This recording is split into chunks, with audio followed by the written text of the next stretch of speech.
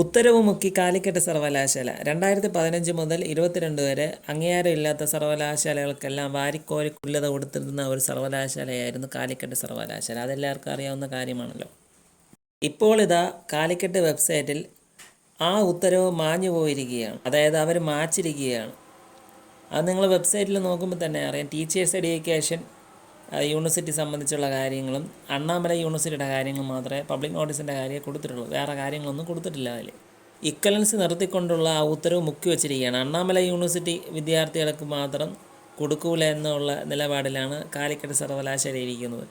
ആ വെബ്സൈറ്റിൽ അന്നിറക്കിയ ഉത്തരവ് കാണാനേ ഇല്ല. സർവകലാശാലയിൽ അന്വേഷിച്ചപ്പോൾ സർവകലാശാല ഇപ്പോഴും ആ ഉത്തരവ് പ്രാബല്യത്തിലുണ്ടെന്നാണ് പറയുന്നത്. പക്ഷേ വെബ്സൈറ്റിൽ കാണണ്ടേ? വെബ്സൈറ്റിൽ കാണാനില്ല. കാലിക്കറ്റ് സർവകലാശാല മുമ്പ് വെബ്സൈറ്റിൽ ഇട്ടിരുന്നത് അന്ന് ഉത്തരവ് ഇറക്കിയപ്പോൾ ഡബ്ബ് അംഗീകാരമില്ലാത്ത യൂണിവേഴ്സിറ്റികൾ അംഗീകരിക്കില്ലെന്നാണ്. ഇപ്പോൾ അതെടുത്ത് കളഞ്ഞിട്ട് അതിൻ്റെ ആ സ്ഥാനത്ത് ടീച്ചേഴ്സ് എഡ്യൂക്കേഷൻ്റെ കാര്യമാണ് എഴുതി വെച്ചിരിക്കുന്നത്. പിന്നെ അണ്ണാമല യൂണിവേഴ്സിറ്റിയുടെ പബ്ലിക് നോട്ടീസിൻ്റെ കാര്യം പിന്നെയും റിപ്പീറ്റായിട്ട് എഴുതി കാണിക്കുന്ന രീതിയിൽ വെച്ചിരിക്കുന്നു.